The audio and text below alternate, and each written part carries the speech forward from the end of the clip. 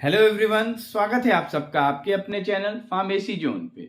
दोस्तों, हम लोग पढ़ रहे हैं टेक्नोलॉजी ट्रांसफर, जो कि आपके सब्जेक्ट इंडस्ट्रियल फार्मेसी 2 के यूनिट सेकंड का पार्ट है। और आज का हमारे टॉपिक है technology transfer agencies in India. Means कि इंडिया में ऐसी कौन कौन सी एजेंसीज हैं जो टेक्नोलॉजी ट्रांसफर को प्रमोट करती हैं या टेक्नोलॉजी ट्रांसफर से रिलेटेड वर्क करती हैं। तो आइए शुरू करते हैं, देखते हैं हमारे टेक्नोलॉजी ट्रांसफर से रिलेटेड एजेंसीज के बारे में जो कि इंडिया में वर्क करती हैं। तो there are total 6 agencies in India which are work for technology transfer. तो सबसे पहली जो एजेंसी है वो है हमारी APCTT।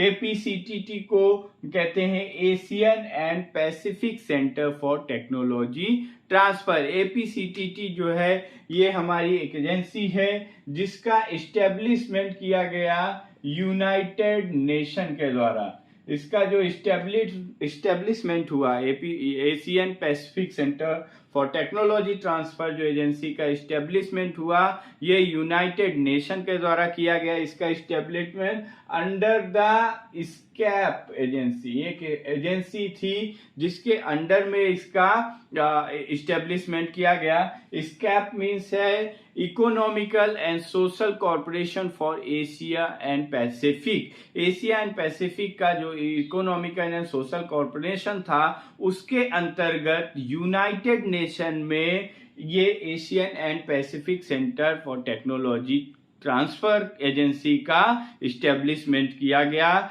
और इसका जो इंडिया में जो हेडक्वार्टर बना वो बना 1977 में बेंगलोर में। 1977 में बेंगलोर में सबसे पहला इसका हेडक्वार्टर बना। देन जो करेंटली इसका जो हेडक्वार्टर है वो 1993 में शिफ्ट हो गया आपका कहाँ पे, न्यू दिल्ली में।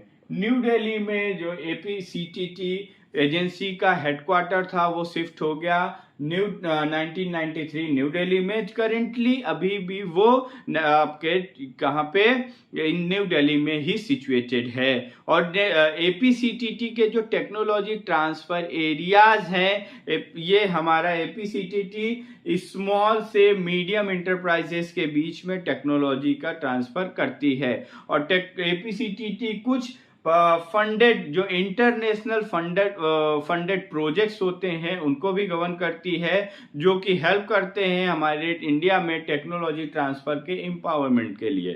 सो गाइज, ये है हमारी पहली technology, Asian and Pacific centre for technology transfer. इसका जो इस्टेब्लिशमेंट हुआ वो यूनाइटेड नेशन के द्वारा किया गया। और जिस यूनाइटेड नेशन में economical and social corporation of Asia and Pacific agency के अंतर्गत इस एजेंसी का गठन किया गया। 1977 में इसका हेडक्वार्टर इंडिया में बेंगलोर में बनाया गया। देन 1993 में ये इसका हेडक्वार्टर न्यू दिल्ली में शिफ्ट हो गया, करेंटली वहीं पे सिचुएटेड है। और जो APCTT एजेंसी है ये हमारी स्मॉल से मीडियम इंटरप्राइजेस में टेक्नोलॉजी ट्रांसफर के रिलेटेड वर्क करती है। और ये कुछ इंटरनेशनल फंडेड प्रोजेक्ट को भी गवर्न करती है, जो कि टेक्नोलॉजी ट्रांसफर, जो हमारे इंडिया में जो टेक्नोलॉजी ट्रांसफर रिलेटेड सर्विसेज हैं इनके एम्पावरमेंट के लिए वर्क करता है। देन नेक्स्ट जो एजेंसी है हमारी वो है NRDC। NRDC means national research development centre. ये जो है इसका जो इस्टेब्लिशमेंट हुआ, इसका इस्टेब्लिशमेंट 1953 में हुआ। और ये एक नॉन गवर्नमेंट ऑर्गेनाइजेशन है, non government organisation. NRDC is a non-government organization, means National Research Development Center। इसका इस्टेब्लिशमेंट 1953 में बाय ब्रिटिश गवर्नमेंट के द्वारा, ब्रिटिश गवर्नमेंट के द्वारा इसका गठन किया गया, जो कि एक नॉन गवर्नमेंट ऑर्गेनाइजेशन है। और जैसा कि इसका नाम ही दे रहा है कि national research and development corporation, means जो NRDC जो है एजेंसी, इसके जो टेक्नोलॉजी ट्रांसफर एरियाज हैं ये ऐसे टेक्नोलॉजी डेवलपमेंट इंस्टीट्यूशंस पे, रिसर्च एंड डेवलपमेंट सेंटर्स पे एंड ऐसी यूनिवर्सिटीज में काम करती हैं जहां नए नए इनोवेशंस किए जाते हैं, नई नई नई टेक्नोलॉजीज को डेवलप किया जाता है। और एनआरडीसी से ही, एनआरडीसी पहली एजेंसी थी जहां में पब्लिक सेक्टर से प्राइवेट सेक्टर में टेक्नोलॉजी का ट्रांसफर होना शुरू हुआ।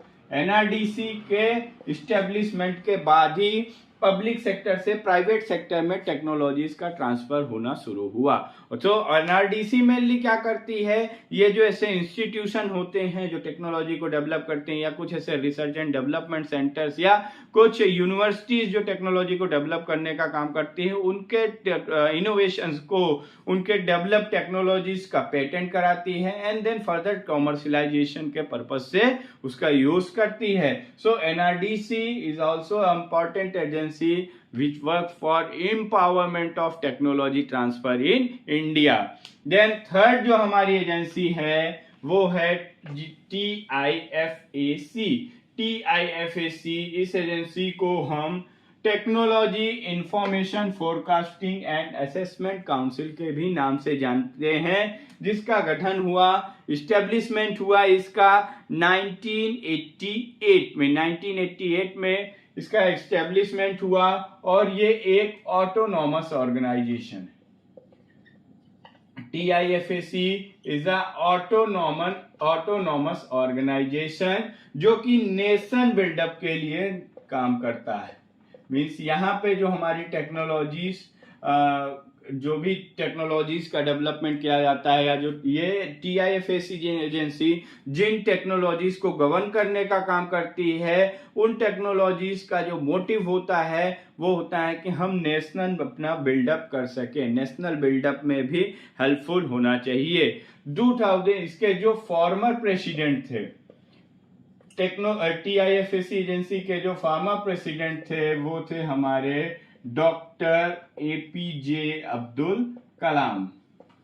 Doctor APJ Abdul Kalam was the former president of TIFAC agency and doctor APJ Abdul Kalam ने 2016 में विजन 2020 का विजन दिया था 16 टेक्नोलॉजीज एरिया में।